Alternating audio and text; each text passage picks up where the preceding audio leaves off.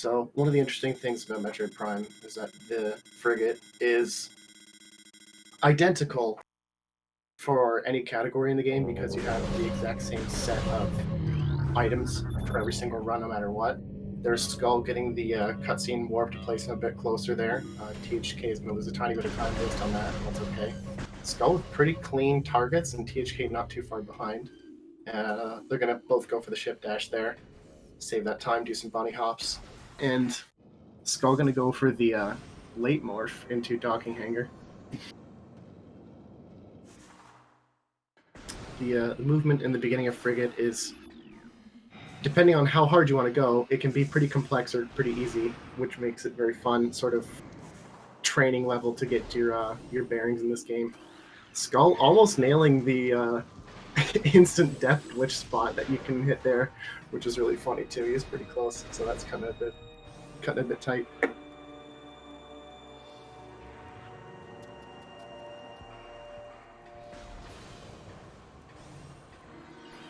Skull going for the interesting RTA time save. So if you notice there, THK walked into the room and scanned the elevator, and there was a little cutscene that played. Skull went for the RTA time save, which loses in-game time, but saves real time. And because of that, he actually just saved a couple seconds on THK. Now, time will tell if that will be useful or not, and it will cost him in-game time, but it's an interesting strategy. I feel like a lot of people might not even have known that skip exists.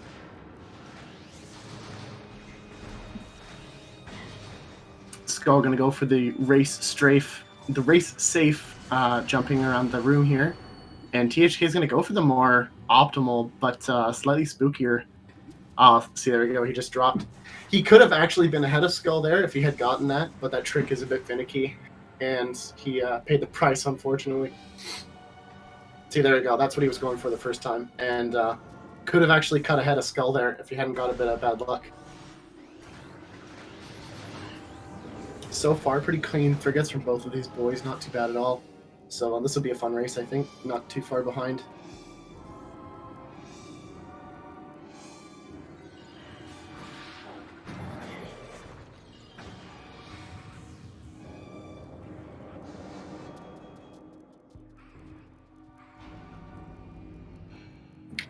We have some big doors here that like take a long time to load.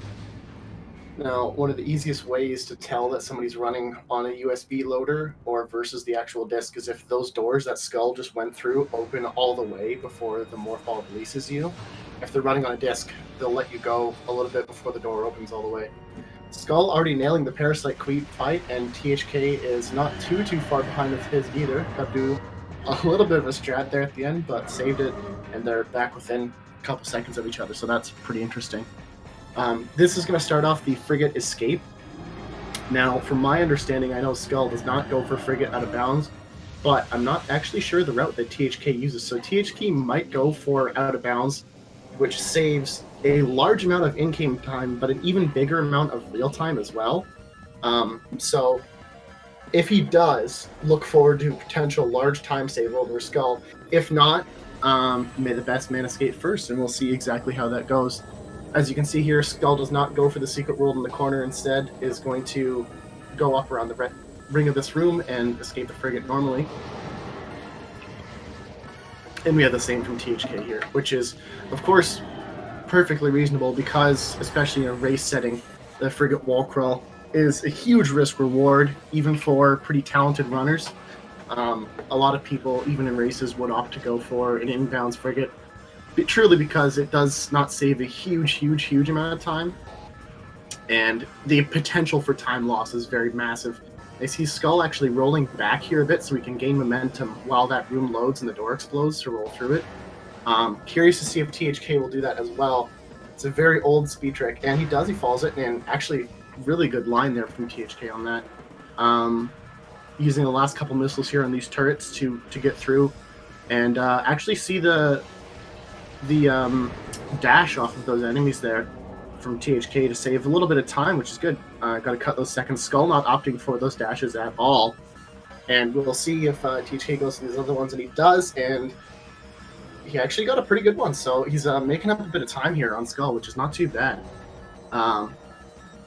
not much to do in this hallway here. Just wait for this to sort of go down and continue jumping down these hallways here. Now this door is also another good way to tell if someone's using a USB loader, the door that Skull's at, because it will load almost instantly, even if you have accurate door loads on.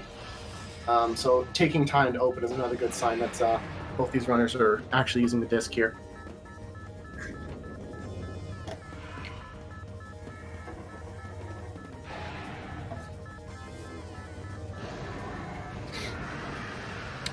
Yeah, so pretty good race so far, actually. Again, both runners within a couple seconds of each other. A very even start. Having the timer at just around 5 minutes while Skull gets to the door there is a pretty good sign of having a half-decent run. Now, Skull's got to be careful because he can actually die there with low health around that corner. Running into the right side of that electrical sort of wall there is actually pretty dangerous. You usually want to try and scoot around to the left because you can tend to sneak around that damage wall, or at least through it without taking too much health. But you can die quite easily against it. So that's always a spooky prospect. Now, again, we have not much time lost between the two of them there, so they're still pretty neck and neck within about 6 seconds, as you can tell by the in-game timer, which is not too bad at all for the end of Frigate, assuming they both keep pretty similar paces. You might have seen them both lock onto a turret there. At the end of that hallway, there's a dash that you can do to save another half second or so, and that allows you to save the last little bit of time here as they try to escape from the Frigate. And yeah, again, both the guys escaping within a couple seconds of each other. So we've got a we've got some good speed runs ahead of us here. So that's always very exciting. You love seeing the close runs, like the Super Metroid 4-way runs, where Zost and Oates win within like 14 frames of each other or something like that during GDQ. Always crazy. Always fun to see.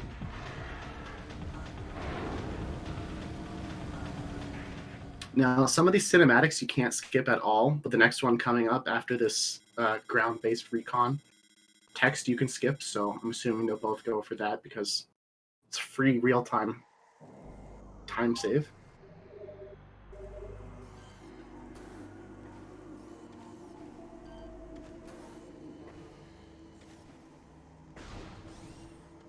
So you have THK actually coming ahead there with those scan dashes for Space Jump first, because the faster you go, the more potential time loss you can have if you mess things up. So that's sort of the way it is. But again, they're very early on here, so we can find ways to make up time for both these runners. Both of them going to go for this aggressive beetle dash over here, which is a good little cut that you can make in your Talon. And you're going to dash all the way down Talon Canyon here as well. Not too much crazy movement going through these rooms towards the elevators, but you do want to get that little dash off of the elevator in order to save a little bit of time coming in to the elevator scan here. Their favorite is a good question. I don't know if I would necessarily say favorite. Skull has been in the community for longer than THK, but they're pretty good matches in terms of skill as far as I can tell. So it should be an interesting run. Should be fun either way. Again, electing to skip, both the runners electing to skip the cutscenes here and save some real time because there's no benefit to watching them. And they're going to grab an extra energy tank up here that you're not supposed to be able to get until after defeating the Hive Mecha.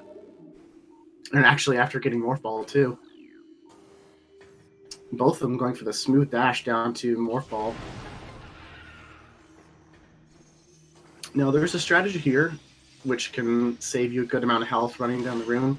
But after grabbing an extra energy tank, there's not too much of a concern for health, so they can just kind of plow through and not worry too much about it.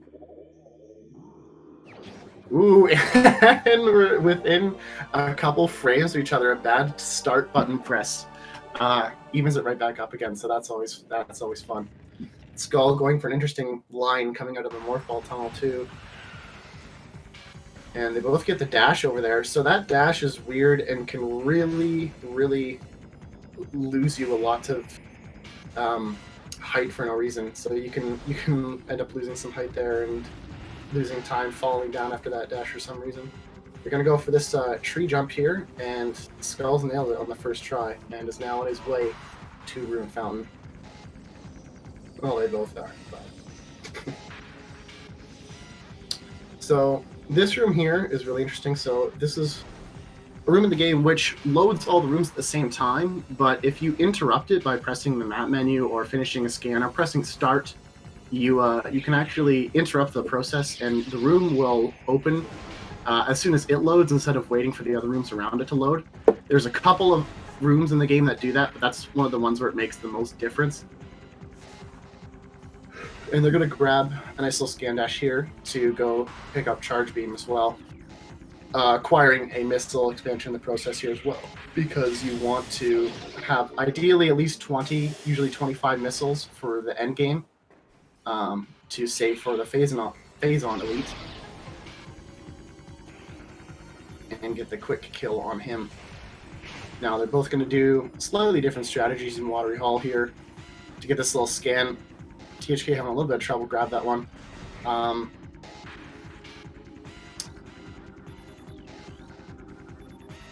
THK going for the faster scan of the gate though, which is always a good save a little bit of time. Hopefully pick that back up there.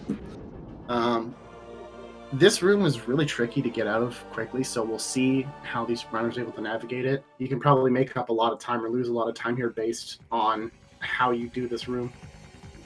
Skull not having a terrible time, but still beating out THK in terms of escaping that room. See, the movement there in that room can really make or break a lot of sort of that door being really mean to THK too. There's a lot of nuance in that room, so it can really hamper you. So Skull is also shooting a missile lock off that door, which seems kind of pointless right now, but will come back into play later in the run, so remember that.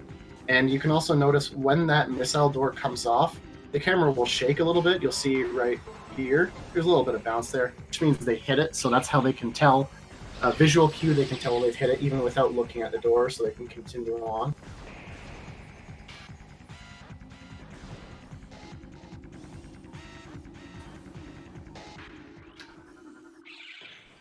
THK missing that dash there to get down this hallway a little bit quicker. Not too big a deal, but obviously you want to pick up as many dashes as possible in this game and save some time. So this boss actually contains a lot of RNG. There's 4 sort of sets that he goes through, and each set has a different amount of time that he can take to last before the vulnerable point comes up.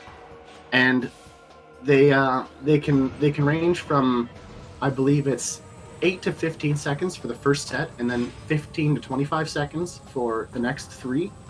So you have that amount of variance in between all the possibilities here, so you can really make or break. Even if they come in at different times, one of them might come out quicker than the other one, depending on how their RNG goes. And it looks like Skull's RNG is going a little bit better so far.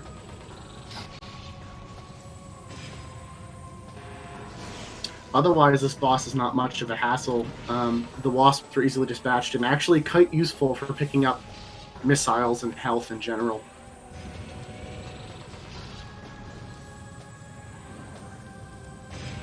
And they don't deal a lot of damage either, so they're not a particular worry.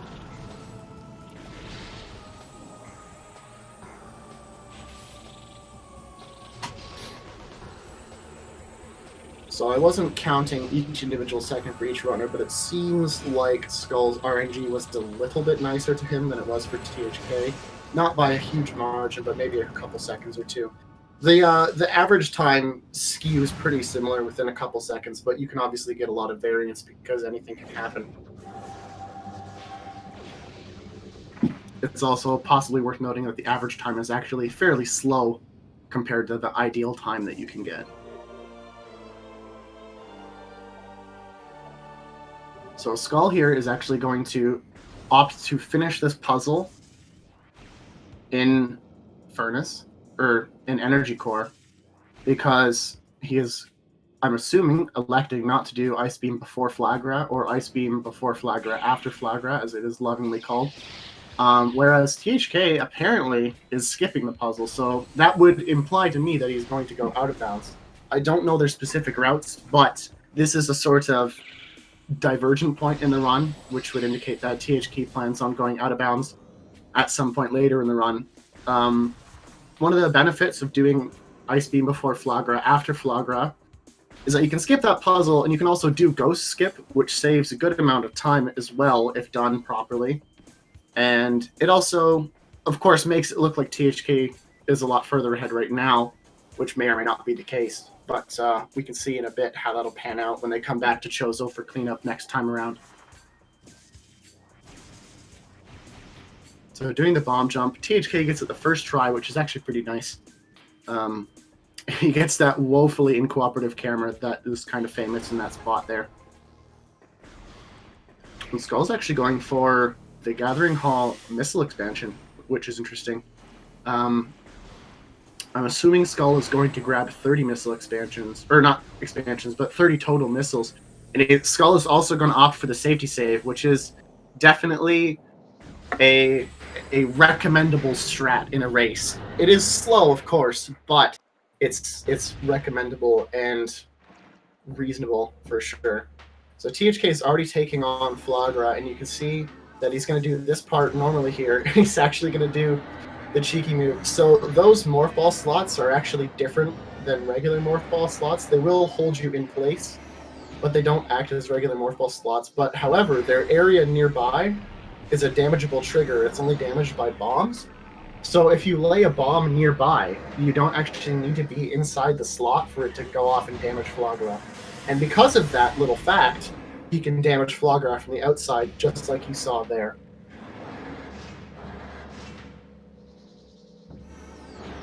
Now, another fantastic thing about Flagra is that in the TAS, obviously, as you can tell, this boss has a lot of cutscene, especially compared to the actual fight time of the boss. And in the TAS, or no, not a TAS, in an ideal run, Flagra can be beaten in about 14 seconds of actual in-game time, or something to that effect. And the cutscenes take upwards of 50 seconds or something brutal like that. So it really is the cutscene boss, as is joked about a lot. THK going for the scan dash off of the thing there, and he's completed Flagra without dying, so that's always nice, because he did not get a safety save, so if he did die, he would be very, very far back just after beating Frigate on Talon, which is not ideal. Skull going for slightly more dangerous strats because of the safety save, and he just got that really hard dash. So that's nice. That's gonna save him a little bit of time, even though he's opted to take safety save, and hopefully catch him up a little bit here. Again, these routes have diverged a bit, so it's not completely fair to compare them right now. It's going to come home to roost a little bit later, but Skull's picking up a little bit of time doing really hard maneuvers like that, so that's very nice. And being able to have the confidence to do that because of the safety save he's taken is a nice thing as well.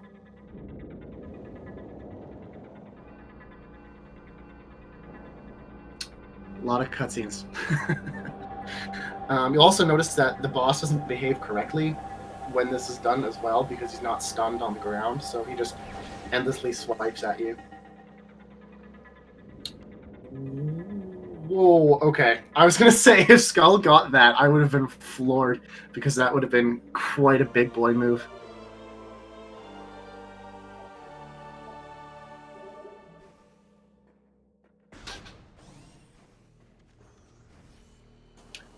Alright, so coming up next is an interesting little trick called,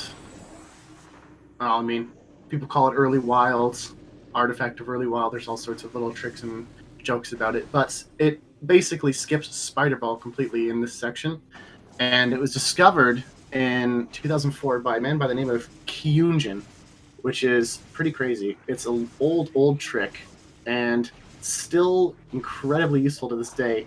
As you can see, if you wedge yourself into a cute angle corner here, you can infinite bomb jump up the side of this wall.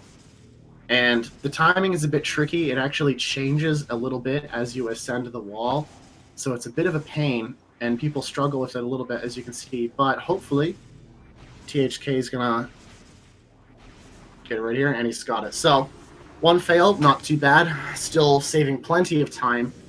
To come back later with Spider Ball and Super Missiles loses probably in the neighborhood of 5 or 6 minutes. So this is a really huge time save for any percent runners.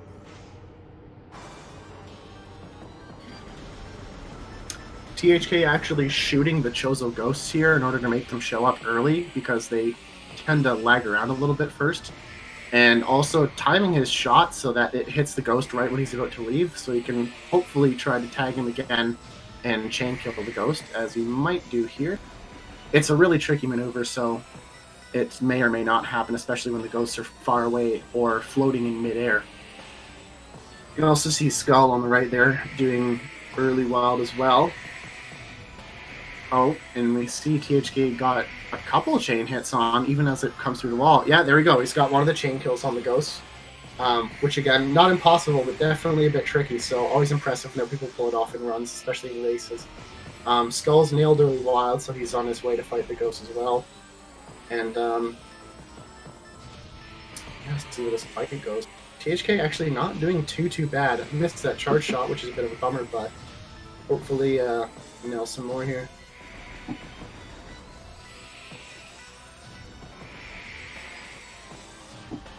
Skull going for a really clinical 3 shots out of 3 on those guys as they stand around getting their good stuff, good timing on that. Another chain kill from THK. Get a couple shots connected together.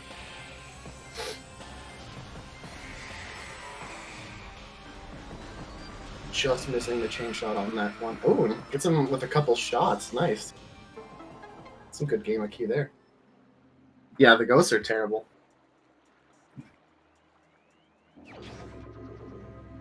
Especially in races, ghosts are always pretty terrible and pretty inconvenient, to say the least. As you can see, when the ghosts are moving and before they fire off their shots, you can actually be led astray by your auto aim on your suit. So it tends to pay off to wait until they fired their shot to try and go after them and attack them. Yeah, there's a bunch of different routes, actually. The route that they're using is the same basic route. However, like I said, assuming that THK is going for Ice Beam before Flagra after Flagra, which is an out-of-bounds strategy that we see when they come back from getting Wave Beam and Boost Ball. And Skull is going for inbounds instead. But the basic actual routing and picking up of items stays the same. There's just a couple of tricks involved that are different because of that. So Skull, I think, is going to go for a dash here. No, didn't have any items. Oh, he did have an item that was in a dash spot, but he didn't know about it and didn't go for it. Ooh, clean dash from THK there into the first room of Magmore Lava Lake. He's going to pick up Artifact of Nature here, which, despite what some may say, is not required to have super missiles. In the logbook entry does not say you need super missiles. It just says there's a lake that you can see, or a pillar in a lake that you can see through. Hopefully get a clean dash through this. Not quite so much. That room is very tricky to get a good dash off of for a couple reasons, because those puffers are in a different place almost every single time that you go to dash off of them. So getting consistent dashes is really tricky.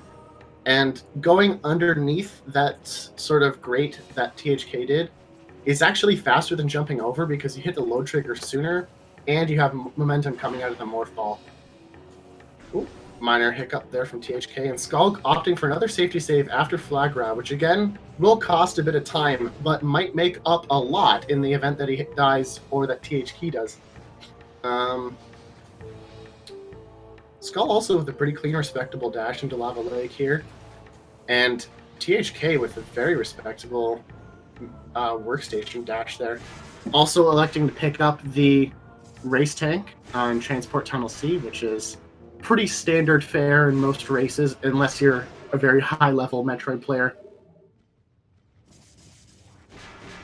Ooh, with the dangerous bombs there, too. THK also went for an instant unmorph by pushing himself against the side of the wall there. And he didn't get it because he was a bit too far away, but that can save some time shooting the door to open it early as well. Neither of these players electing to do a far dash across Triclops pit here, where Skull is escaping right now. It saves a bit of time, but is quite difficult, so it's understandable that they would not necessarily choose to go for it. There's not too much of a penalty for failure, but still. Interesting to see THK is in fact going again for an in-game time strat, and executed it really well, actually. But he let the cutscene play out there and waited for Samus to walk forward in the cutscene to take that in-game time save, which will cost him RTA. And Skull's also picking up the race tank here, which will cost him some RTA, but will save in-game time. So if you're going for personal best attempts in a race, why not go for the best time? This ghetto jump that THK is doing is a little bit tricky, and if you fail that ghetto jump once, it's actually just as fast to quickly go around the side, but it does save time if you can nail it the first try, which usually you can. Going with a pretty quick dash all the way across Phendrana Canyon here, and a couple series to boost ball. Let's do it. You got it. Okay, good. If you mess up that dash, it can cost you a pretty rough amount of time. So it's good that he got it and wasn't hampered by that. See, Skull, however, elected to skip that cutscene, take a little bit of in-game time loss, but save a good couple seconds of RTA. He's also going for a slightly more aggressive Phendrana Shoreline strat to get up to the door there. He did miss that scan dash at the end, which is a bit unfortunate, so probably not saving any time there. But that strategy, when pulled off really well, can save you a fairly considerable amount of time over climbing it normally.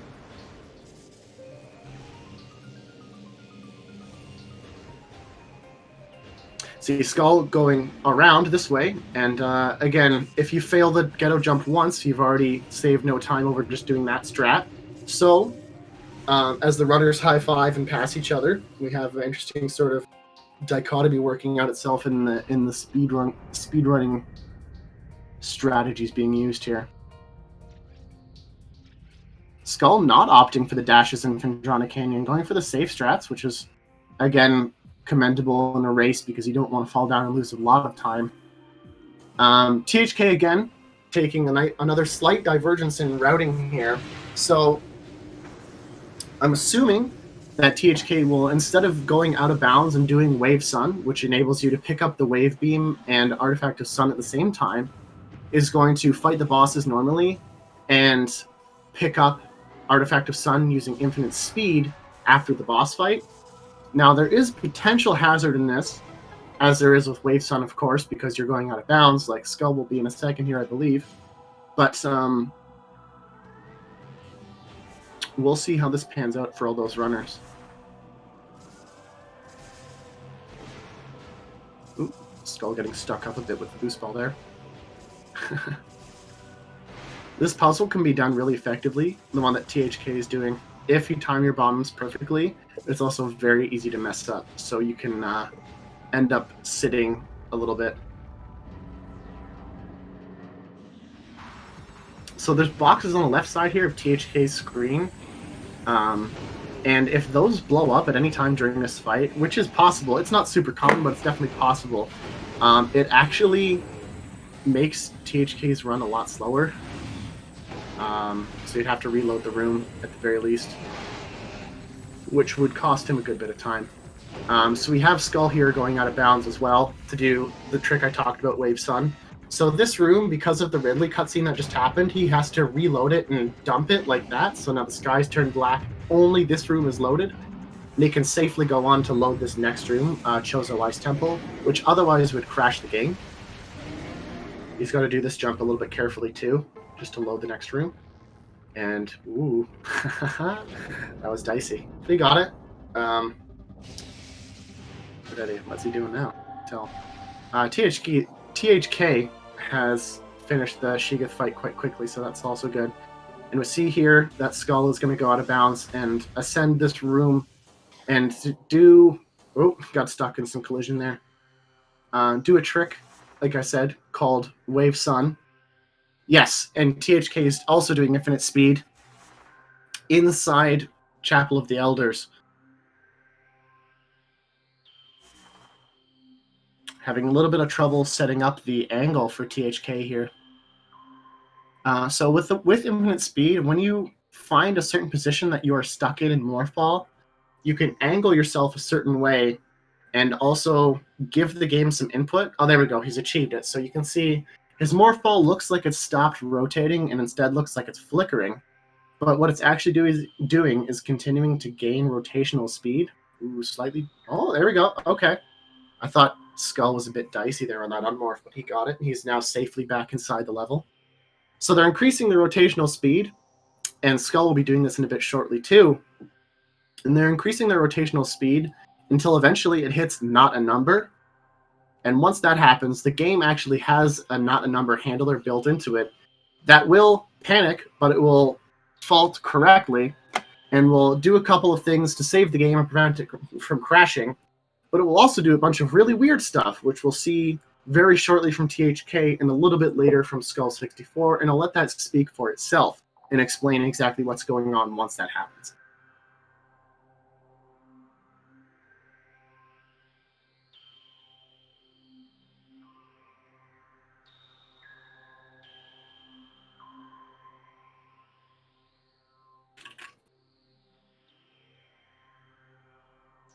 So now the not a number has acceptance handled here on THK screen. As you can see, it has ditched the sort of shield that the Morphball has. And he is now going to boost here and obtain the Artifact of Sun. And Skull has done the exact same thing on the other screen, and he has obtained the Wave Beam and the Artifact of Sun at the exact same time, one frame after another. Which is extremely useful for Skull because now he no longer has to come back here at all, and nor does THK. So they eliminate this backtrack completely from their section of the game, which is really, really useful. And they're also now within a few seconds of each other. So the Wave Sun wall crawl saves a decent little bit of time over doing the fight. However, the potential for failure is much higher, and the skill level required is not necessarily much higher, but it's definitely a little bit higher than just completing the fight normally, of course.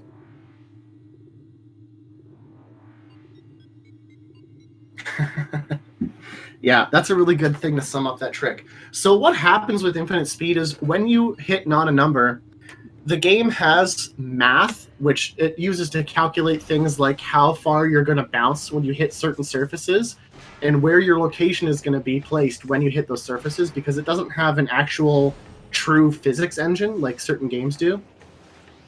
Again, this game came out. Ooh, THK there taking a bad hit after pressing the R button, so he couldn't control his movement at all. That's not ideal. Skull actually ahead now because of that, and THK taking a bit of a loss here trying to pick that back up.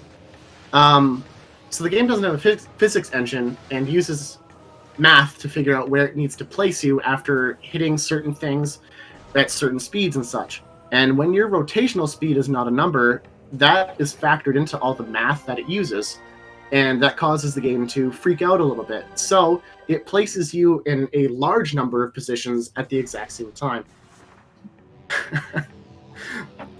THK expressing his disgust in the chat at that turret that absolutely sniped him out of the air there. I could not believe that. That's a new one for me too.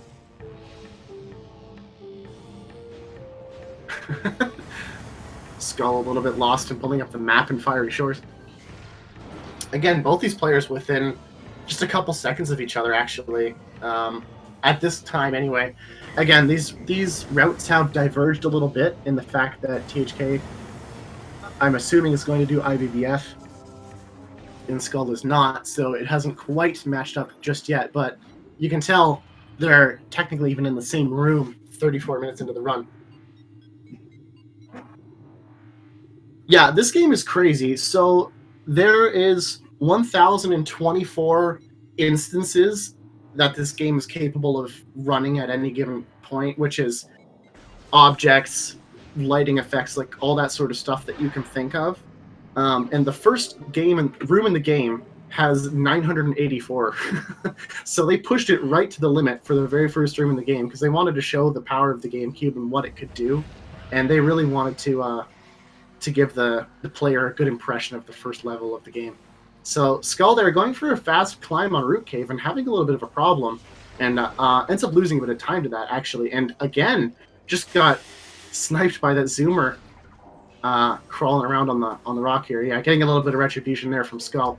And they'll both be heading off to Chozo on the first part of cleanup here to pick up Artifact of Life Giver and do another infinite speed trick in order to obtain the power bombs much earlier than you ever should be able to. And we'll see that in just a little bit here. Yeah, with the Justin Zoomer in the chat. That's exactly what happened. Those little guys. Ooh, THK with a really good boost path, actually. That's good.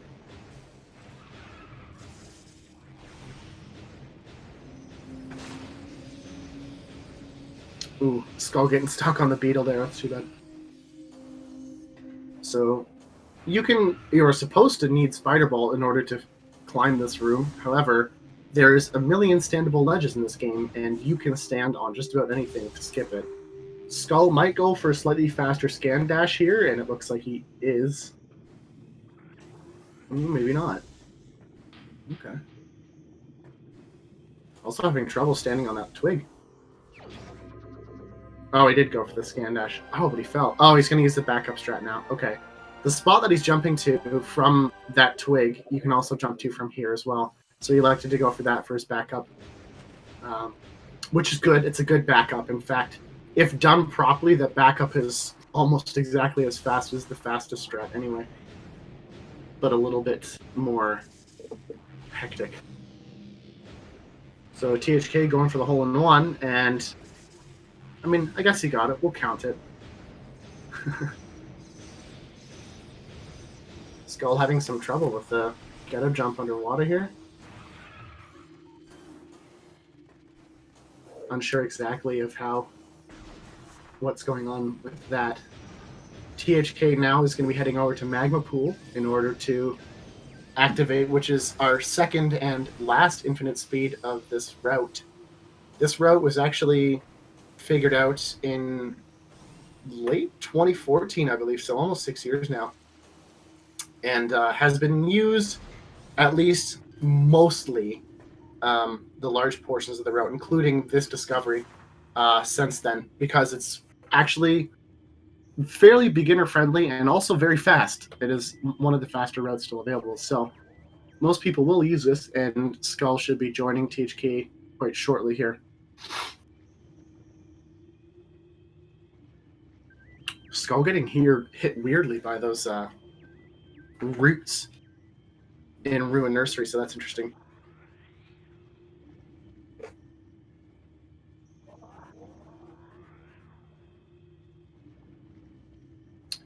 Now, I'm curious to see if Skull will... In Magma Pool, where THK is right now, you can actually hold down B and hold a boost, and it will tilt your camera down a bit, and it will save you some seconds of RTA. I believe it's 4, which is not a lot, but it's 4 basically free seconds. THK has actually started doing it as soon as I talked about it. But if you do it from the beginning, I believe it saves about 4 seconds overall.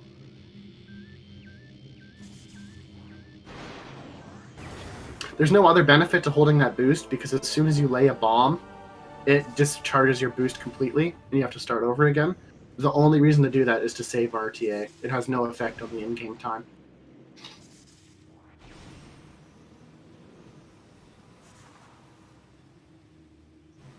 So THK just unmorphed there to receive new camera instructions for his character at the moment, because when you have activated infinite speed, it sort of breaks the camera instructions of Morph Ball until you receive new ones. And in Ruin Fountain, where he was, you receive new camera instructions, and now it should be working as intended until he reaches his destination. And if he unmorphs a little bit early, again, you'll see more of the light show that he got when he unmorphed in that spot as well.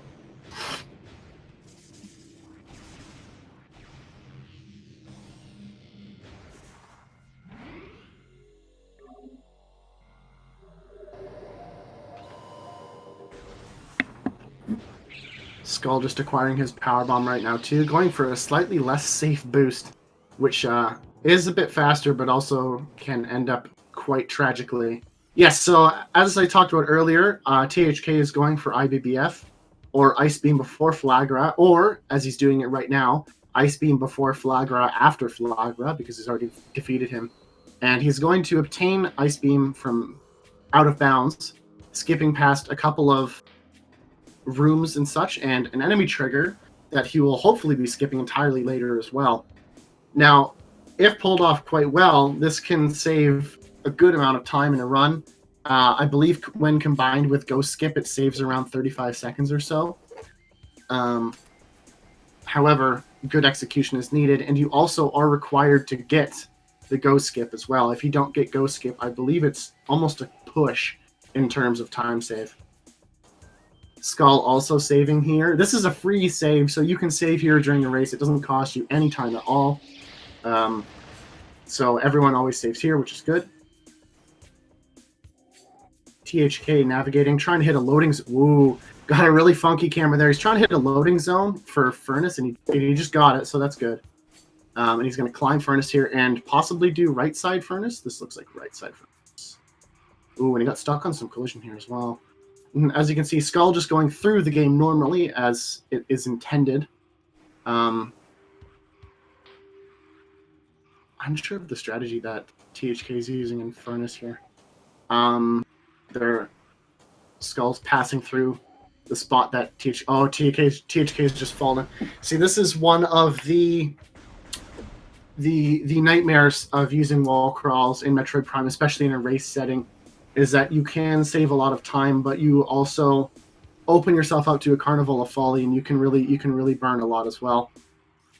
He's going to try and find some ether, which is a spot in game where he can stand in without gravity and work his way back inside to a spot with gravity in order to jump and gain height.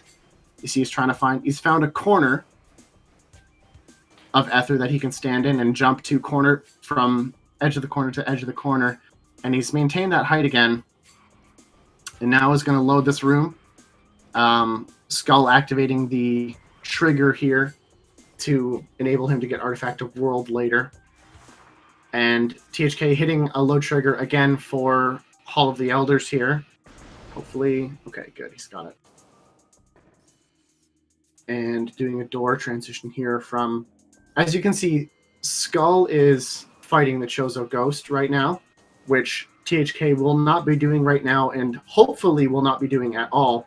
Ooh, THK falling again right at the last jump of the game, of the out of bounds. That's rough. You can probably do a recovery from the room on the bottom of the map here. I'm assuming that's what he's going to go for. Yeah, so he's going to go for that. And hopefully won't lose too much more time. One of the other things about this is that because we don't have Spider Ball, as you can see, Skull is doing a bomb jump here in order to make it all the way up to this little hole in the wall in order to continue on, and he's got it. That jump is actually tricky because if you do it really well, it actually makes it harder. So you have to do a slightly crappy bomb jump intentionally, which is very strange.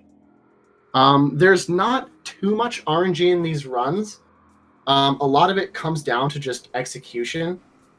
There is some, of course, things like Chozo Ghosts are not necessarily completely RNG, but they're extremely RNG dependent. You can exploit them and sort of manipulate them, but by and large, they do what they want. Other enemies and stuff like that also have lots of RNG dependency, but a good chunk of time save and execution in this game comes down to just that, to execution and performing well. THK unfortunately falling again there. Going back to his backup in the corner here. Another big portion of RNG in any percent will come out during Metroid Prime Exoskeleton and Essence. Essence is much more exploitable in terms of RNG and much easier to kind of benefit from that. But Exo doesn't really have a lot of RNG exploitation, so it's pretty up to the game to decide how your run is going to go at that point, and that's right at the end of the run too. So Skull picking up the missile expansion here in Life Grove Tunnel and hopefully able to get out of Life Grove Tunnel, because this is, oh, there we go, not any problem at all. Legendarily, one of the most annoying rooms in the game to boost out of, because of a sort of helper that Retro has to keep you going straight through. It makes it very difficult to actually get out. Oh boy.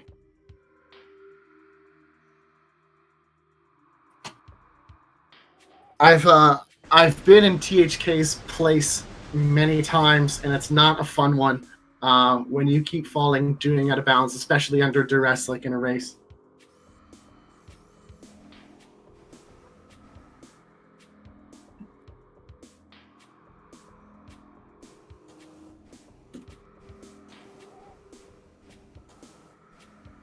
Skull here electing to pick up Artifact of Chozo. I mean, it's required, but electing to get out quickly out of this spot here to pick up Artifact of Chozo.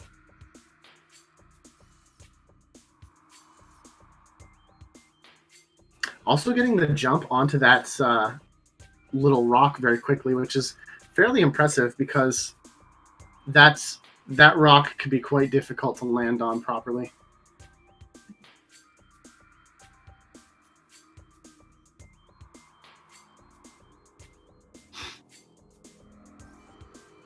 Skull going back in through Chozo now in order to go back to Magmore on his way to pick up Plasma Beam.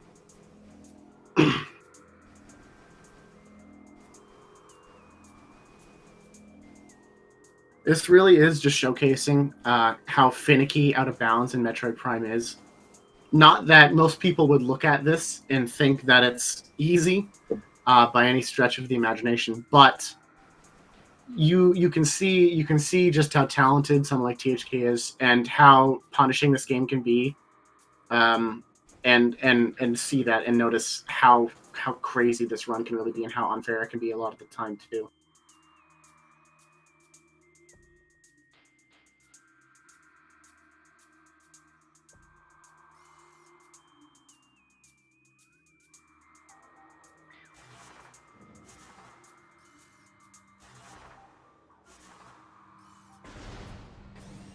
There you go. THK is back in bounds, and he's got to go acquire Ice Beam.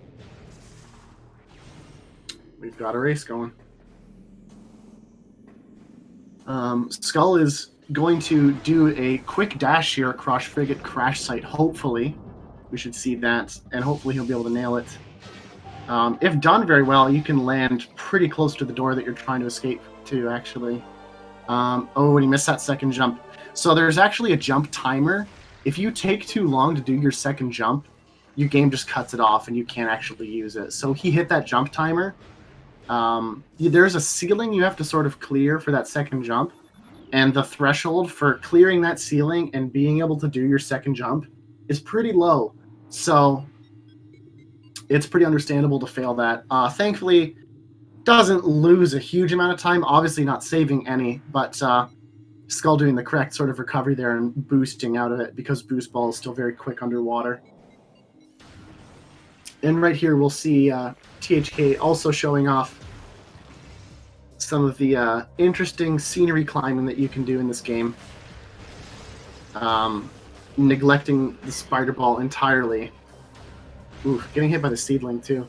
This is really treating him so meanly right now. Metroid Prime is an extremely punishing game to run. So anyone that has never really run it at any particularly high level might not quite understand, but it is a super punishing game to run. So even the smallest of mistakes will really come and eat you super fast, and it's quite unfortunate.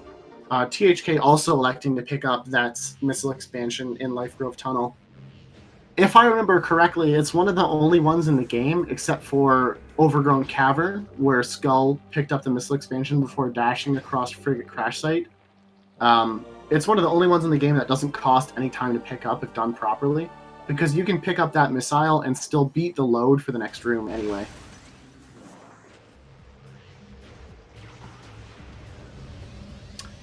Skull getting the dash across Twin Fires Tunnel, which is good because dying there is never a fun option. Hopefully going to chain together some sweet dashes for these next couple rooms here. And he's holding down R, so it looks like we're going to get some dashes. Yeah, there we go. Get a nice little dash across this whole room here, saving a good amount of time, hitting that load trigger nice and quick. Ooh, Skull going for the old-fashioned rock jump to get out here in order to not need grapple beam to get to this platform, the spinner here. Now, Skull is going to do some cool trickery in geothermal core to obtain the plasma beam without the spider ball or without grapple beam. And you'll see the next little trick in a sec here. So he'll raise this platform up here. You can also see on the left, Life Grove Tunnel being a little bit mean to THK. On the right, Skull is going to do an interesting small ghetto jump here to get up that spider ball track completely without needing it at all. And he's going to raise the roof of geothermal core. Some things are going to happen. Some sticks are going to pop out. And depending on how he's feeling, he's going to go for the ghetto jump. Okay, this ghetto jump is quite tricky. So that's a pretty gutsy move to go for in a race like that. It's very tricky. I'm not surprised he missed it. It's a very hard jump. But he can do a backup ghetto jump there to continue to climb the room anyway. And again, ignore the rest of that spider ball track puzzle completely. He's now acquired the plasma beam 50 minutes into gameplay. And THK coming there to meet up with him as well. Going after the plasma beam. Now, Skull is going to be heading towards Farfandrana here in a moment. And he'll be picking up the artifact of... Ooh. I can't remember which one it is. I believe it's Artifact of Elder. Yes, in Control Tower. And he'll be picking that up, and on his way back out of the Pirate Labs, he'll also be picking up the Thermal Visor, because it costs almost no time, and it saves you a lot of time during Metroid Prime Essence. While we're waiting for Skull's elevator trip, we can see if THK is going to get that dash. Ooh, he's going to dash off the Crash Frigate, which is an interesting choice. Not a lot of runners do, and he did a pretty good job, saving a little bit of time there over Skull even, so we can pick that back up. It's good. Not out of this race yet at all. As previously discussed and previously witnessed, this game is brutally horrible to anyone that likes playing it fast, so it's still honestly anyone's game here by a wide margin. Ooh. Skull going with the risky morph and also going for Artifact of Sun first, which is not in the route that I remember, but perhaps I'm remembering incorrectly. So Skull's actually going to do a dash here to go across the entire room and skip all of the... I mean, it's very small, but skip all the sort of puzzles and stuff you need to solve in order to get to that door, and saving a good amount of time. There's a very similar dash you can do on the way back, which he might also be doing, but it's actually considerably more difficult. So we'll see how that pans out. Killing the space pirates here, or the flying pirates rather, where Skull is a bit slower because you can actually grab a power bomb drop off of them after using it here. Ooh, not sure what happened on that dash there, but that's a bit of a time loss for Skull. You can use it to pick up an extra power bomb, which you need heading into Phazon Mines, and there's not a lot of power bomb drops on the way there from where you are right now. However, there is enough that it usually doesn't end up wasting a lot of time. And also, those pirates are dicks, and they can kill you. So, THK also making the dash across Twin Fires Tunnel, and that's good. That's what we want to see. Skull with the risks ahead boost over there onto that platform.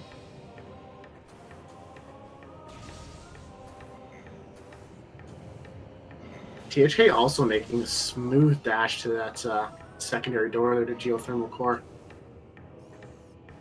THK is doing a slightly more recent ghetto jump to get to that box, and he's also having more trouble with it. So I guess it's reasonable to see why in a race setting Skull would have gone for... Oh, he's also doing spinner skip. Ooh, that's fancy. Wow, okay. So spinner skip is a relatively new tech, which started being done usually in 100% runs from what I understand. So he's actually going to do a dash off of this rock here directly to the next spinner.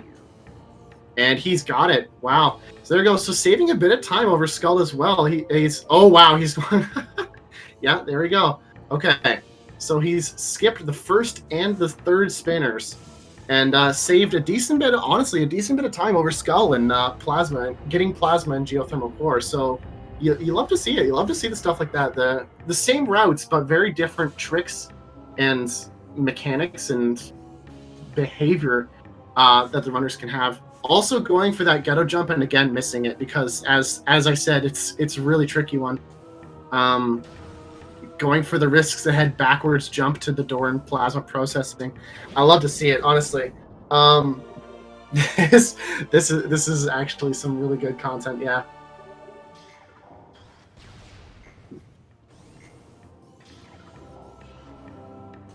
So Skull's waiting at this Metroid fight here, which is a bit of a joke in the route of any percent that we use.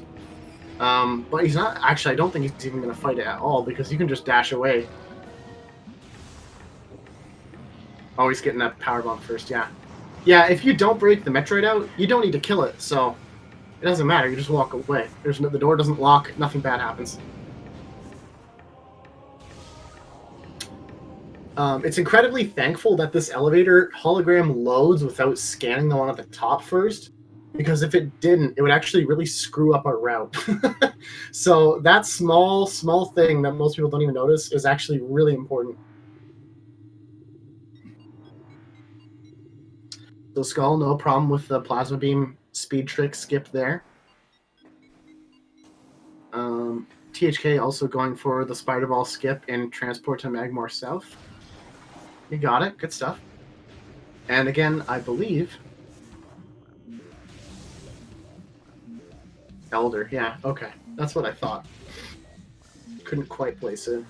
For some reason, that Morph Ball, that bomb that Skull just did right there is actually really tricky. It's really easy to mess up, so you see people fail that sometimes. Didn't happen there, but it's very easy to mess up, and the height seems to be slightly wrong. THK going for the same dash that Skull did, not quite getting it, but thankfully there's a relatively easy backup. There we go. Nailed it.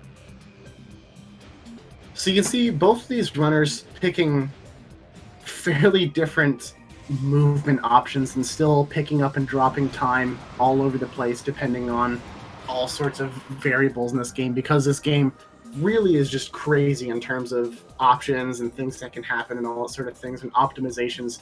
It's kind of nuts. Skull's going to lose a little bit of time here because he failed to scan that second thermal unlock. So he's going to have to go back up and grab that real quick. I don't think he can scan it through the grate here like he's trying to do. Oh, he can? All right. I stand corrected.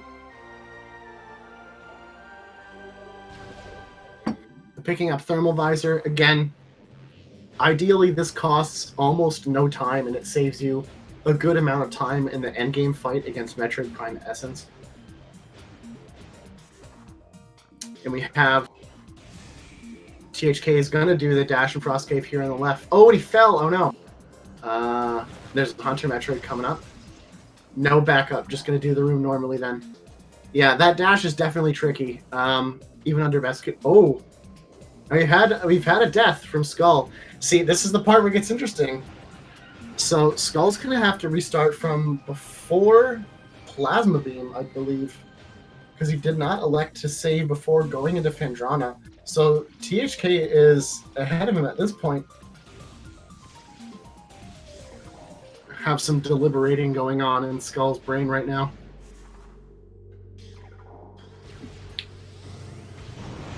I actually missed that death. I was looking to see what was happening. Yeah, so this is the ship save from before Plasma Beam.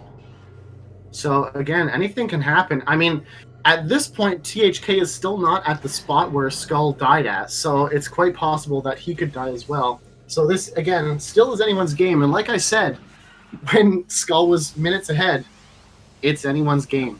This game is so brutal and so taxing. It does not surprise me at all to see behavior like this from it. To even talented runners who've been playing this game for a long time. It really is a savage video game.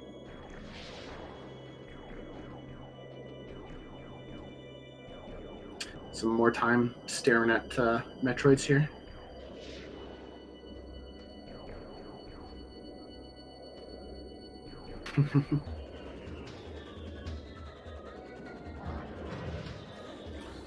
No powerbomb drop for THK, so he's going to have to search for one on top of Control Tower. This is where Skull had a bit of a difference, because if you remember, Skull, after that cutscene, immediately picked up a powerbomb and saved him a good little bit of time over having to worry about finding one. Ooh, careful on TFT here. There we go. Across TFT. So, again, anyone's game. But the chips are definitely down now, so they're running out of time to be picking up minutes in this run. Getting sort of towards the tail end of it. Still got a good half hour or so, but more than 2/3 of the way through the run at this point. THK unmorphing to pick up Artifact of Elder, which is respectable for sure, because the boost, if you recall, that Skull did to get it, is actually pretty risky, and it can randomly fail a lot of the time. It's extremely finicky, so I would not blame anyone for not going for that boost. And as you can see here, THK is shooting boxes and stuff to try and pick up a powerbomb drop, which I believe has a 7% chance of dropping from these boxes. It's either 7 or 11, I don't remember, but it's not particularly high. However, there's a lot of boxes, and you can see he actually just got 2 drops, so there you go. I mean, he only needs 1. You can only carry 1, but you just got 2. So, away she goes, back and forth. Yeah, you gotta love it. Not if you're running, but if you're watching, it certainly makes for very interesting runs.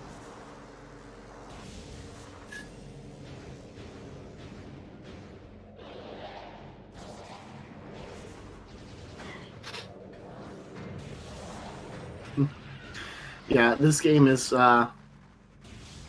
really unforgiving in terms of most things, honestly. THK going for the good strat against that space pirate there to freeze and kill him with a missile. It's a bit less common than runners who will elect to just use plasma beam, but it's definitely a bit more efficient. THK also getting all those unlock scans relatively quickly, so that's good too. Skull opening that door with the ice beam. Ooh, going for the boost instead. Nice, nice. The boost is actually faster. If it's done really, really optimally, it can actually be much faster, and you can land on the proper level of the room, like not the one below where he landed, which is really, really hard, of course. You wouldn't necessarily expect to get that in a race. But dropping in Morph Ball is much faster than dropping a Samus. So in general, if you're falling and you can do it in Morph Ball, you want to be doing it in Morph Ball.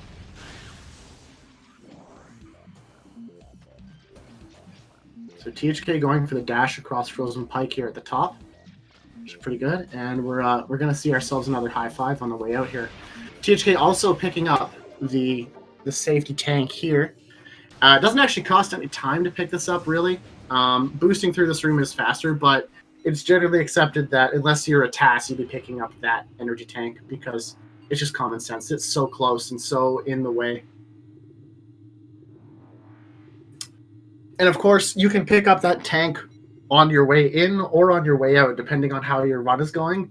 So it's pretty flexible that way too.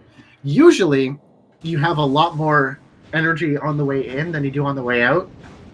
But as we saw THK leaving with over 2 energy tanks, he elected to pick it up on his way out. Skull getting that dash across Frost Cave again, no problem with that. This is what you need the power bomb for on the left-hand side. If you see THK, just laid a power bomb, and I can't actually tell if he picked it up or not. I'm assuming he did, because THK will know that he needs it in Elite Research in a moment here.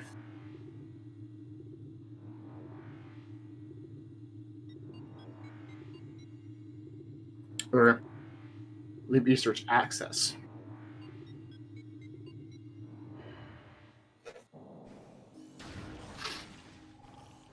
Nothing too crazy for movement in these rooms here, although we might see a boost. Yeah, we're going to see, again, on the left side here, when I said if you can fall in Morph Ball, you want to do it. THK missing the fall a bit, actually, which is unfortunate. So it's going to cost him a little bit of time. But you can do that room, boost, and fall right by this ice door really quickly, and it's much faster than just jumping toward it. So that's why. So he did pick up another power bomb. He needed to use it there. So he's good. He's out of the woods in terms of power bombs for the most part now. He's going to activate this Elite Pirate cutscene really quickly. You can actually skip this cutscene and save some RTA, but it's a bit tricky, and you might end up wasting that real time anyway. So in a race, it's usually faster to just intentionally activate it and not worry about it. Skull getting stuck because the game is brutal in that spot there. That's pretty amazing, actually. Sometimes in Metroid Prime, especially when you're boosting, if you hit a section where two pieces of collision intersect, or where they meet, you can get stuck on it. It's not necessarily rare, but it's not reproducible, at least. It's kind of uncommon in that sense. But it does happen from time to time, and you saw it there happening to Skull, costing him precious time too, which is rough. So this Elite Pirate that THK is fighting is also mandatory once you've picked up Plasma Beam. You can't skip him at all. And he's going to pick up the health and the missile drops there because he wants those missiles presumably for Omega Pirate, if not for Phazon Elite afterward as well. THK having a bit of trouble with the invisible drone here. It looks like he missed the initial plasma charge that you try to hit the invisible drone with. So he's just trying to hit him now. Still not doing it. There we go. Skull also having some trouble in the Pirate Labs trying to figure out a spot to find a power bomb from. As you can see, he has none in the top right corner. When he morphs, it says 0-0, which means he doesn't have any. So we will also be rooting through Control Tower in order to find some. Ooh, THK is going to go for Maze Skip here. Okay, he didn't get it. That's interesting. I haven't seen that strat. To be fair, in a race, it costs not much time to attempt. If you lay a bomb perfectly and bomb out of the spot as you're falling into it, you can actually skip that maze entirely. But he also just got a 21 square maze in a race. Wow, that's insane, actually. Skull died, not at Elite. He was coming out of Phendrana. I missed exactly what happened. I think it was in the bottom of the labs after obtaining thermal. But I was looking at THK's feed at the time. Skull getting the boost into Artifact of Elder again. 2 for 2 is not bad because, like I said, that boost is a bit finicky. THK doing the thug strat here, just boosting straight through those turrets and taking no damage too. In a race, you've really got to admire that. That's pretty gutsy. Those turrets do something awful, like 48 damage a piece per hit, and there's 4 of them, and they can hit you like twice in the span of a second or so. So they can drain your health pretty hard. So that's a very respectable move from THK. He's really pulling out the thug strats here, and you love to see it. Electing to freeze that space pirate's a bit of an odd choice, but he's going to use this Metroid for a dash. No, he's not. Oh, he's going to get stuck, actually. There is a scan point that you can dash off of here, but I'm assuming he was planning on the Metroid placing itself a little bit better for this dash. Is he going to do the scan dash, I'm guessing? I'm not sure what he's going for now.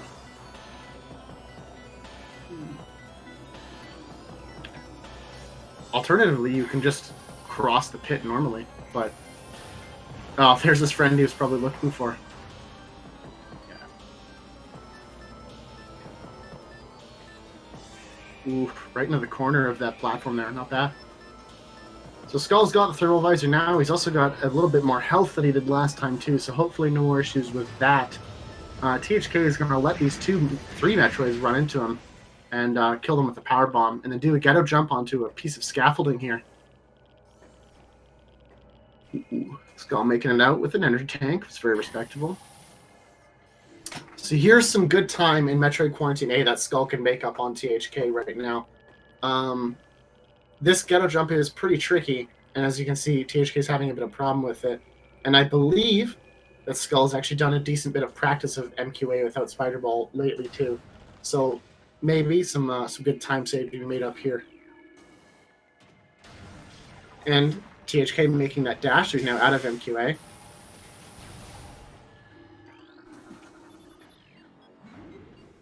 This seems like it's going to be leading up towards a really great ending. It seems like they might be catching towards neck and neck here. We'll find out, I suppose.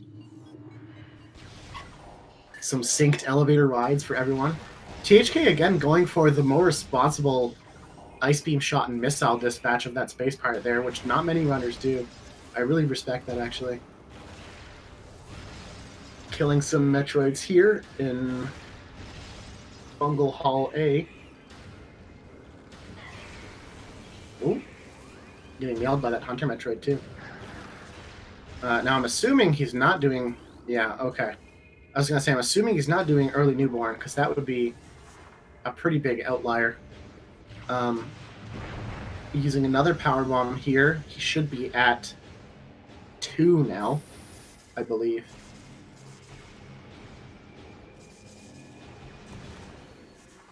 Skull taking another elevator ride to phase on. So right now we might see Skull pull off that dash, that boost to the platform there if you look on your right side of your screen. Ooh. Played a little bit safe, not faster. Well, it was faster than THK's, I suppose. That dash, that boost is definitely a little bit tricky, so it's understandable that you would see 2 mess-ups in a race, even with as talented as these players are. Skull is, in fact, going for the RTA time save to skip the elite part that I talked about earlier, and he did it just fine. So again, he will save time over THK on that, which is another good thing for Skull. He is catching up slowly but surely here. Again, that RTA save isn't a huge amount, but if you can pull it off like he did, here we go.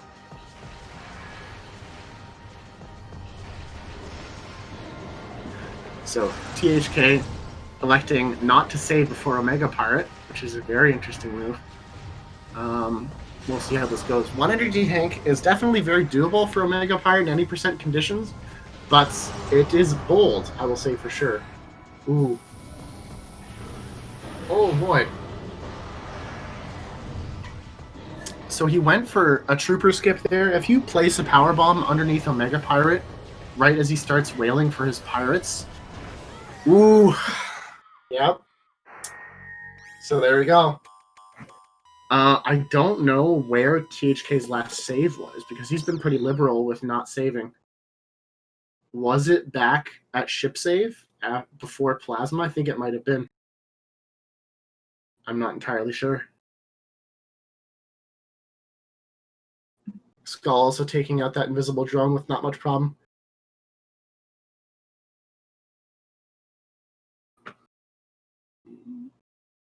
Looks like a slightly harder base for Skull.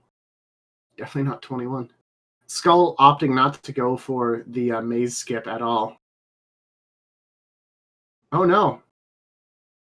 Wow. Both really good mazes for our runners.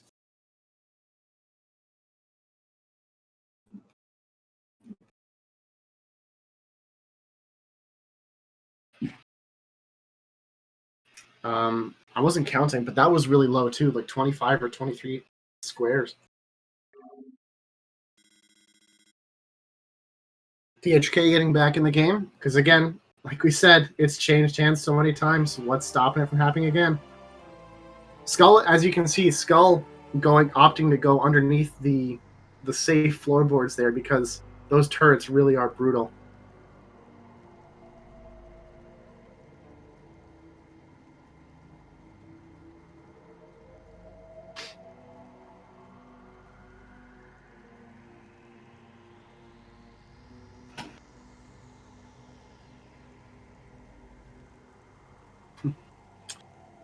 Skull freezing a Metroid in that spot to get an easy dash off of him, I think is more in the vein of what THK was going for earlier with that dash there. Some good movement here. Hopefully, nothing too bad from Skull in terms of movement in this room, because this room could be pretty brutal.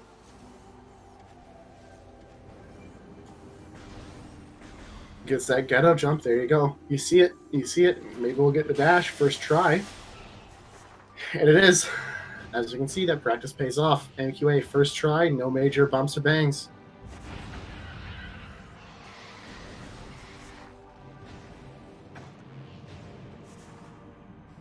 You got some more group elevator rides going on. Well, not quite, but there we go. For a couple seconds at least. As you see, Skull here is going to use the plasma beam on this space part, which is a slightly more common method of dealing with him. But it's a bit messier because as that part's disintegrating, his collision is still there, and it can actually push you off of that standable spot into the phazon pit. Skull switching to plasma before he morphs there because he knows the next door that he has to face is a plasma door, and he's going to unmorph right into it. So that's a good strategy right there. Save a nice little bit of time. Don't have to wait for your beam to switch.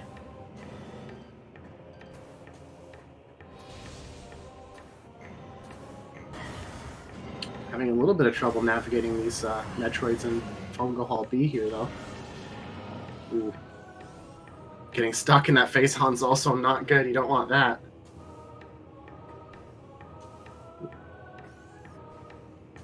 A bit of problem with the ghetto jump up the way here, too. Opting to pick up the missile expansion while he can, might as well.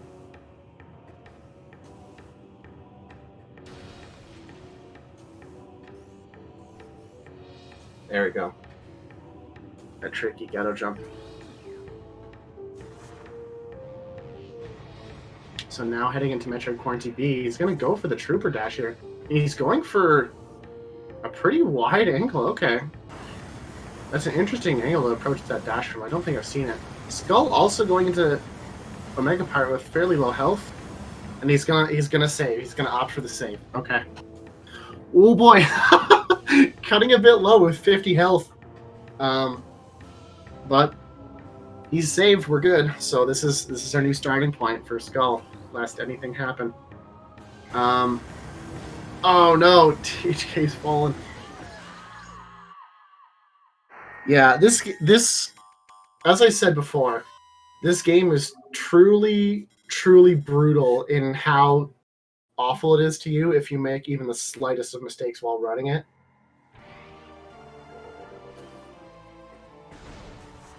Skull with a healthy amount of missiles here to help finish off Omega Pirate. The missiles do love to bounce around, though.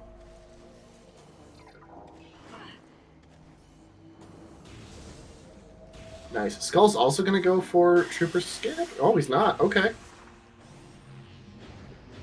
Oh, he only has one power bomb left, actually. That makes sense.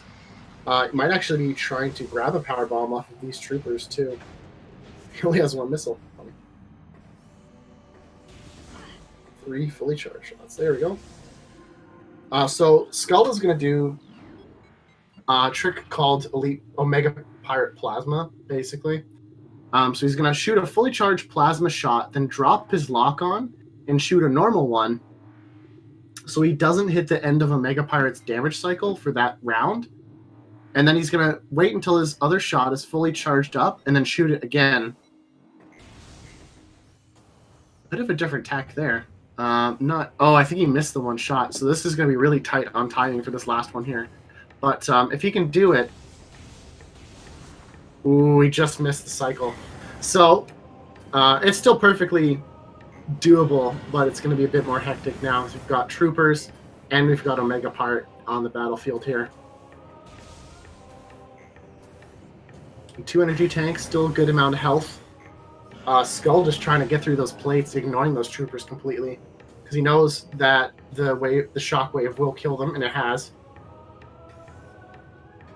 But that one sitting on the wall is still going to pester him. Ooh, Omega Pirate giving him the slaps, which is not good. That's a lot of damage really quick. There we go. Okay, so he's got him vulnerable again. If you shoot at that pirate with the wrong beam, it'll jump off the wall, I believe. You just have to pester it. And we got more incoming as well. This is where it gets interesting.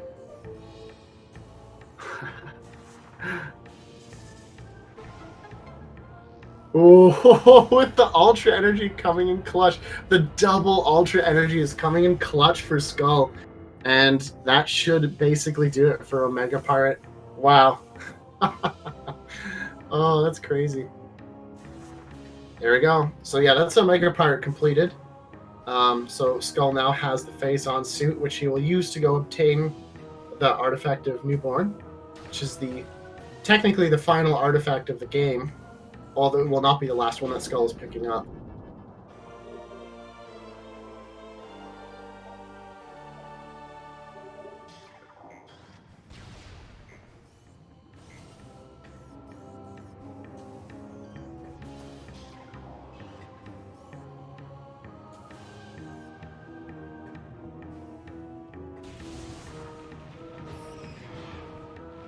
Ooh, Skull opting to chain that dash together, not bad. We have THK also moving, going to do the dashes through workstation, not getting them unfortunately, but those dashes are very fast if you can nail them. It's extremely finicky, but they work out very well in the end. So this is one of the big backtracks in the game as well, because it is a pure backtrack. There is no reason to be here at all, other than to go pick up Newborn, as Skull is doing right now. And the movement in this room is brutal, because there's all the floors are janky and weird and angled and sloped with walls and crevices and nooks, and it's very hard to move easily and quickly in this area.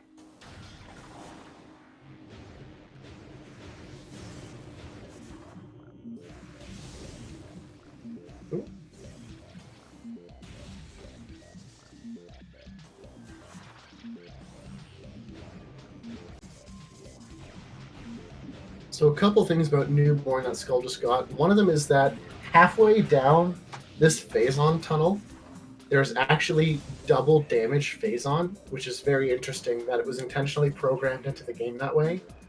And another one is that you can still actually obtain the artifact of Newborn without the Phazon suit if you have enough energy tanks.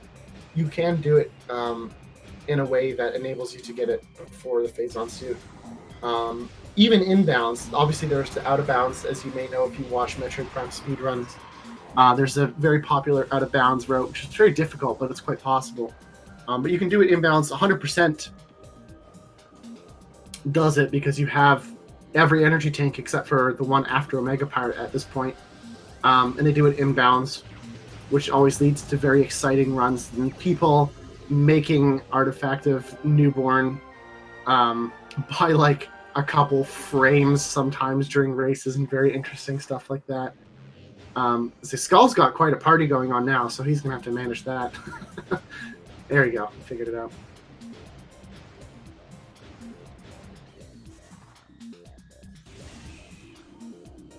And THK on the left here, going for that dash. Did not make it again. Bummer.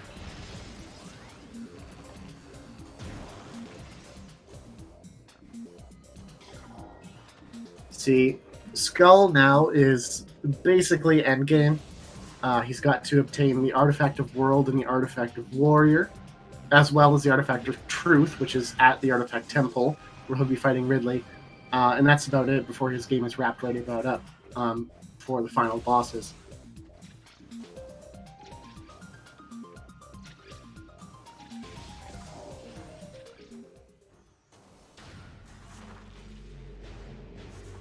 Some very interesting movement coming up in PPC here.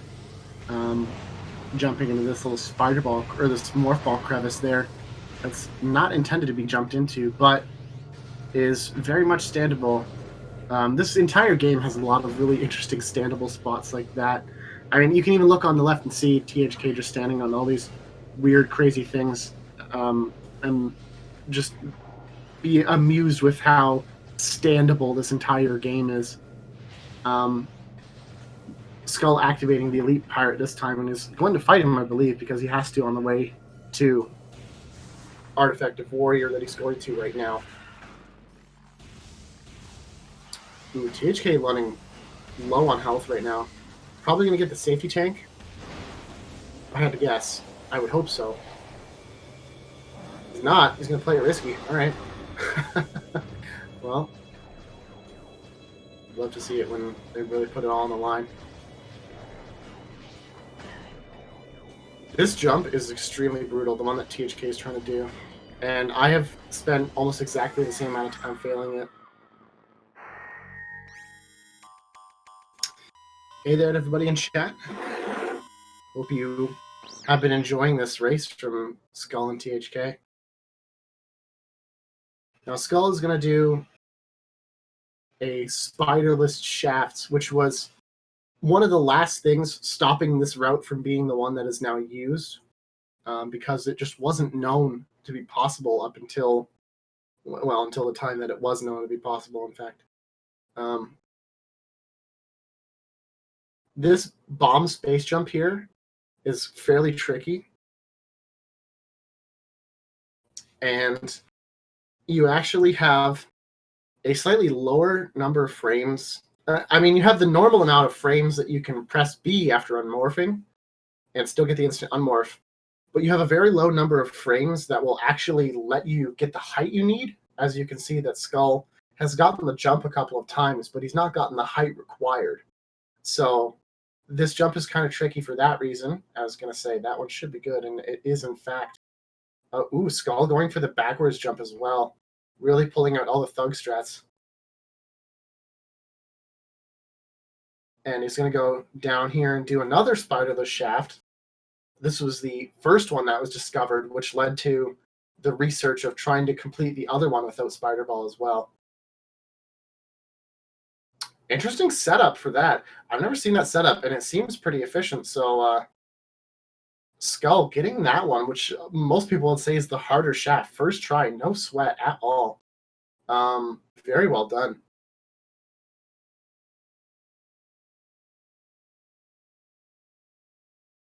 Ooh, Calvin giving a bit of trouble there, as is tradition. Ooh. Yeah, see, these are the turrets that I was talking about. They really love to lay a beating on you. They can deal so much damage. So that was 2 turrets and dealt a huge amount of damage to him in almost no time at all. Now, Skull... Oh, Skull is going to only have 6 missiles for this.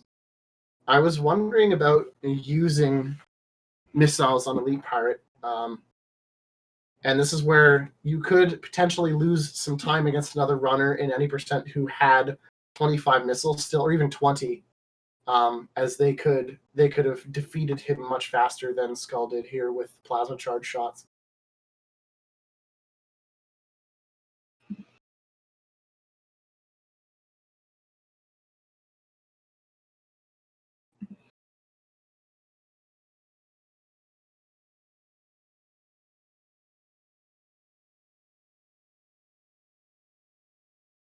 So Skull here going to do some careful climbing of this room here, in order to try and escape further unscathed. Got some victory messages floating in already. Ooh. Skull playing it very safe, although electing not to kill Calvin, which is very funny. Interesting move for sure. So now with this, Skull is going to be on his way out of Phazon Mines entirely, and just grabbing an artifact from Chozo really quick.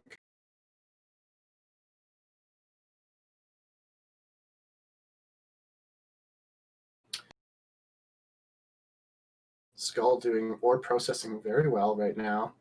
His last jump's the hardest one, so let's see if he'll be able to nail it. Ooh, we missed. Skull was actually practicing this before the race, in fact, and was practicing those 2 first jumps and was doing a good job. So it's a bit of a bummer to see that error there. But let's see if we can get this one. There we go. That's it. Not a terrible ore processing, not amazing, of course. That falls a bit rough, but still getting those tricks in a relatively good amount of time. Always a good time save for later.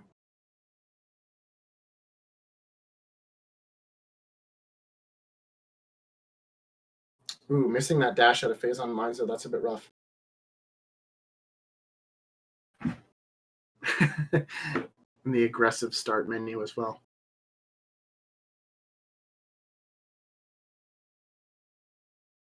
So if you see people occasionally pressing start before entering something, it's because pressing start skips a cutscene in Metroid Prime. So occasionally they will jump the gun a bit and press start before the cutscene has even begun. And that's why you'll see that happen.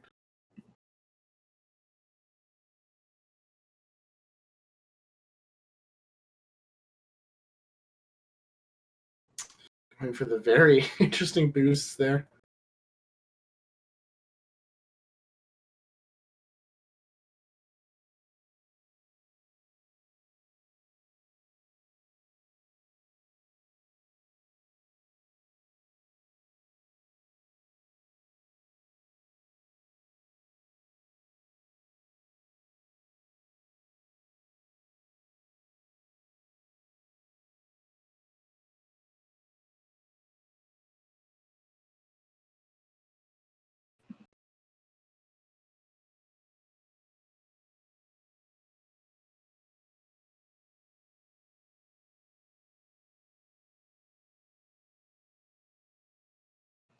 So in this part here, Skull will just be entering Hall of the Elders one last time. And he will be picking up the artifact of world, which is where there could be time saved from THK's route, because Skull already fought the Chozo Ghost here and lost the however many seconds that takes. THK would have the option of activating the bomb slot here and not fighting the ghost and saving that fight that time that fight takes.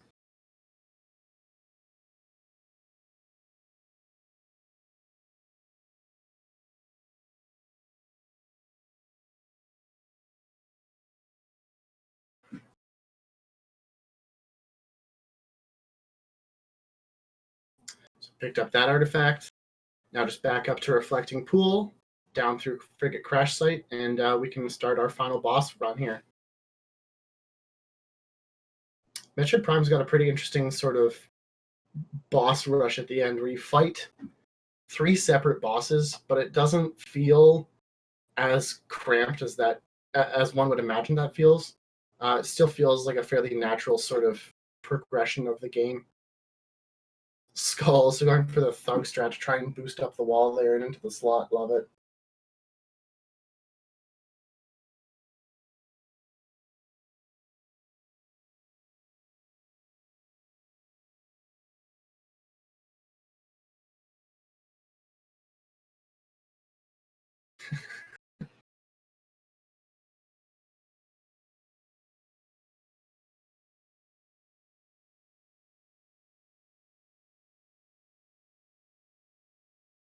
Not a lot to say about the movement here. We've always passed through these rooms already.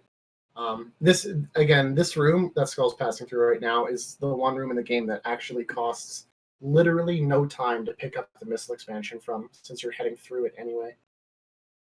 In fact, probably costs more time to not pick up intentionally. Skull did in fact nail the dash on that second try frigate crash site there though, so that's always good.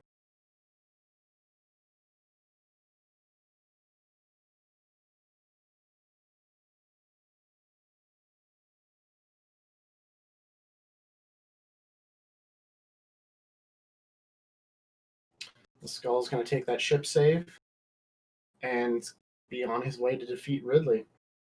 Now, there's some interesting strategies for. Oh, he hits the ship dash too.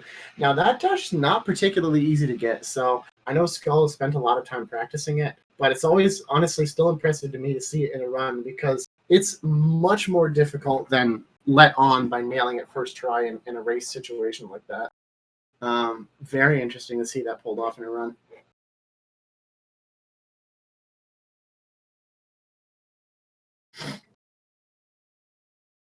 So yeah, there's some interesting tech we'll see here against Ridley.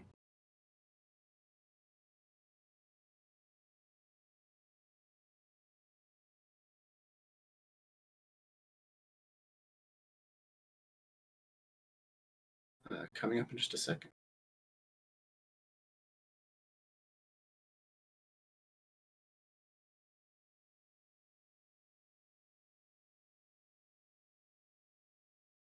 So Ridley, the boss himself, he has 2,610 HP. And in his air form, he has 2,000 specifically. And each charged plasma shot that Skull just hit him with does 100 damage. So you see his health down a little bit. However, by the time Ridley comes back again and lands on this ground here, Skull's going to boost into him. And the boost ball does 50,000 damage per frame that it interacts with an enemy, which is a lot, especially considering that this phase of Ridley only has 2,000 health. So it's going to damage him severely and instantly take almost all of his health away. You can see it happening now, and you can see his health bar is now massively down in an instant. Skull's now going to take this opportunity to get some free shots in on him. Hopefully, Ridley will be pretty easy. It looks like he might have gotten a good cycle. A little bit harsh there. Yeah, cutting down the fight time for Ridley massively, which is really, really nice because this boss is kind of brutal. Skull also not getting any of the dashes to get out of the way of Ridley either. Having a hard time with that. There we go.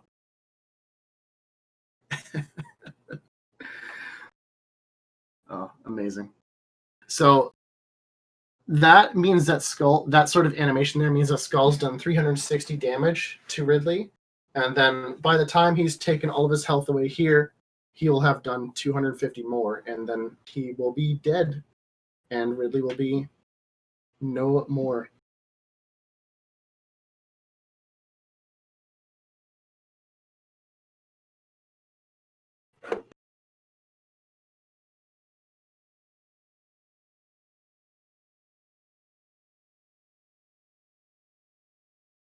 Yeah, successful Ridley fight. Not too bad.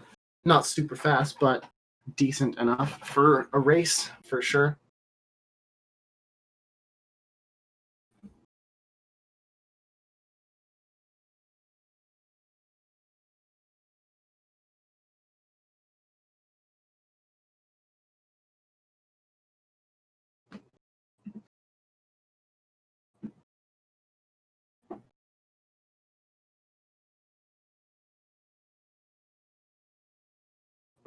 Let's go moving on now to the final section of the boss rush, the last two bosses. I'll be assuming that he will not be doing exo skip because that trick is incredibly difficult. But it is in fact possible to skip the Metroid Prime exoskeleton phase by going out of bounds.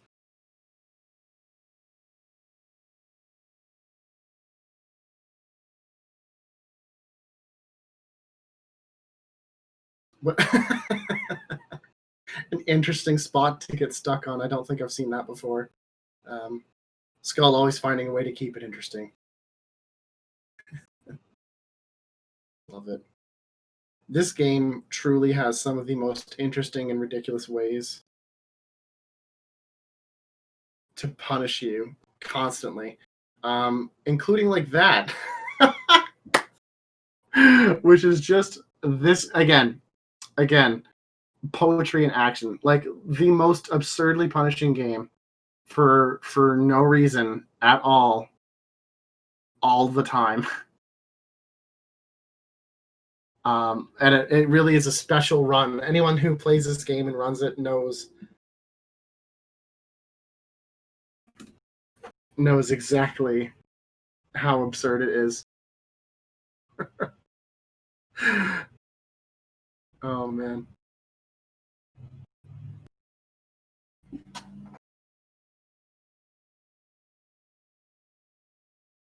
And again, these are not bad players. These are high-level players just getting absurdly terrible luck. And it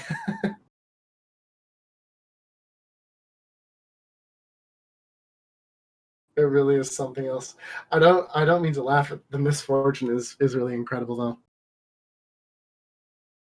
Metroid Prime is a hard video game.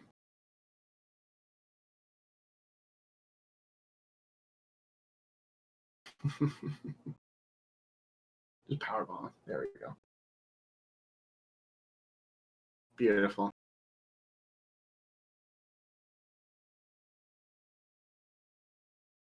Again, as I said before, this game never fails to come up with brand new ways to be punishing or challenging or entertaining. Least of all this room.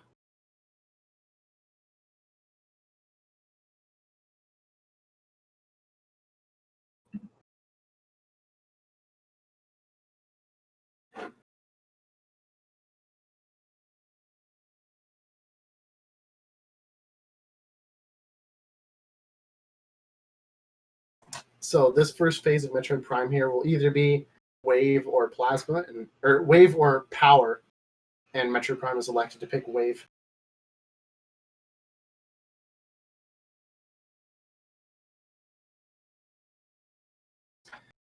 So a little bit of overview here. So every time you deal damage to a phase of Metroid Prime, you have to deal 220 damage per phase.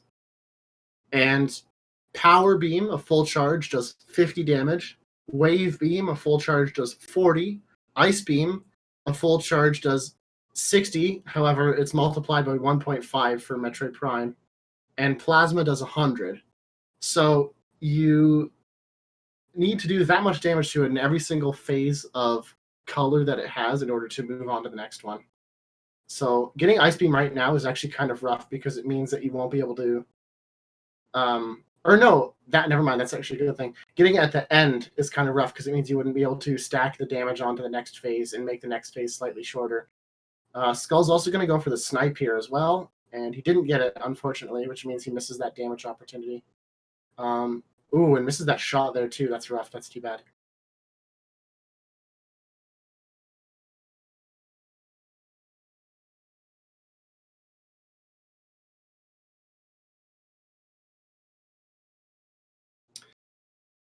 Power Beam is probably one of the hardest beams to have to deal with, just because of it's fast. It shoots fast and moves quickly through the air, but it's just a pain to try and land shots with most of the time.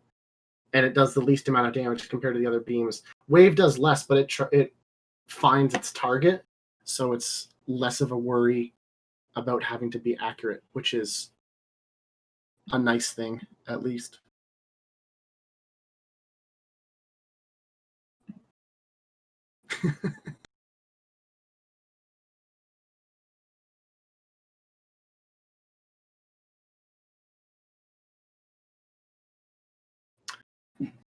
So sometimes Metroid Prime will try to grapple onto you and pull you into it, and you can actually cancel it by rubbing up against the side of the morph ball tunnels there, as Skull just did in order to save a little bit of time. Again, getting the plasma beam, which is a bit of a, or the power beam, wow, which is a bit of a bummer because it's one of the least effective ones against Metroid Prime.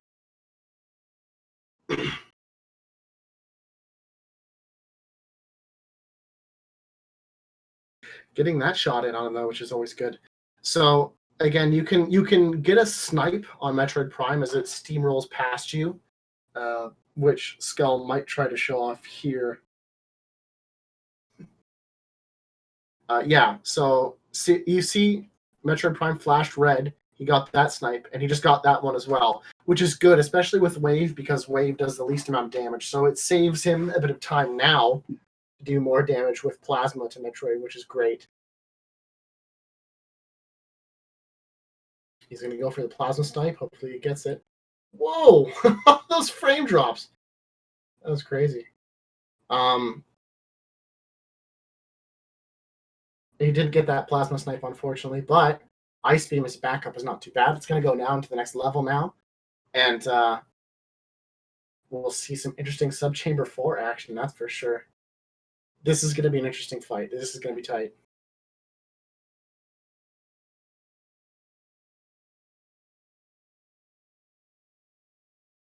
Ooh, Plasma is a good start. That's for sure. This is going to be tight. Ooh. Electing to jump through here with the Morph Ball instead is probably a good choice. Knock him down about 30 extra health if he didn't do that. Ooh, back to Plasma too. That's sweet. See, this is like an ideal one right now. Barely missing that. Ooh, going for it. Going for it. There we go. Ooh, he did low damage to him as well. Wow. Nailed those snipes. Nailed that extra snipe, and it's back to Ice Beam, which is incredible. Hopefully he can get an Ice Beam snipe here. Ooh, nope. Too fast. Wow. And, to Wave Beam. Okay. Back to Plasma. Again, this game is absurd.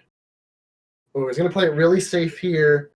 On occasion, those can hit you during the cutscene where Metroid Prime is dying and kill you. So it's a pretty fair bet to opt to kill them during this. Oh my gosh. Ooh. He has to do 20 more damage. There we go. Wow. Oh my gosh. Okay. That was intense.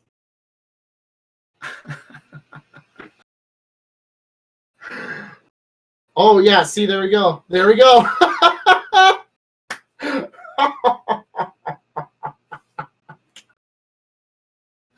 Skull really pulling out the most interesting Prime fight I have ever seen. Oh my gosh. That really just sums up exactly how absurd this boss is. That is so funny. And yeah, the fact that the Ice Beam lazily drifts across the room does it no favors is extremely true. Yeah, it's a pretty brutal travel time. I mean, there's an inside joke in the community about how slow it is, specifically against Metroid Prime. So that gives you an idea of how well loved it is.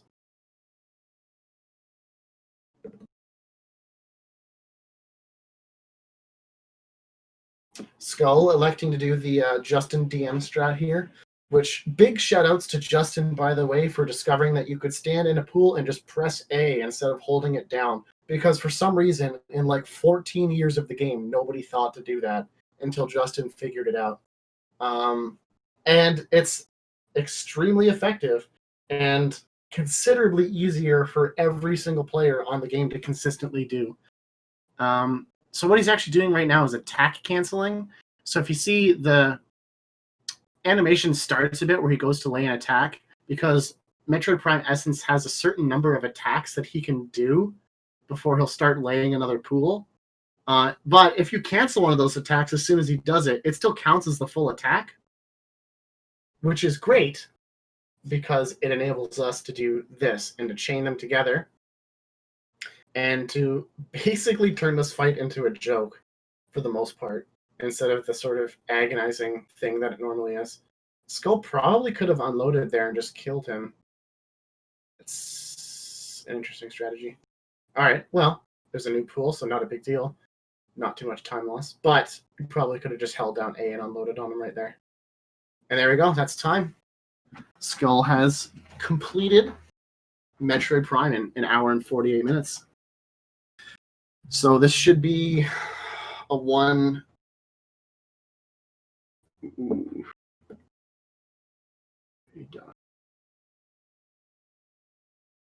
It should be a 109, I believe, around there. Put your bets in for what you think the final time will be, but I believe this should be around the realm of 109 or so. And yes, GG to both.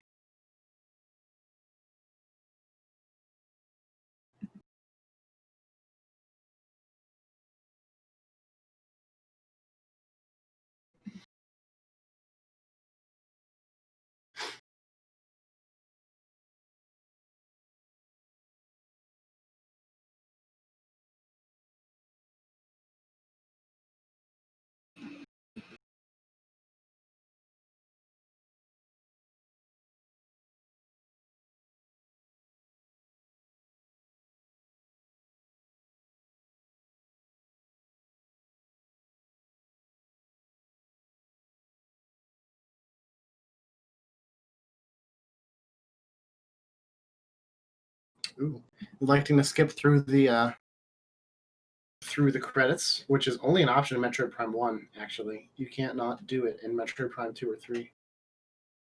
Although I believe in Metroid Prime 2 you can still pause them by pressing A, but you can't skip through them like this.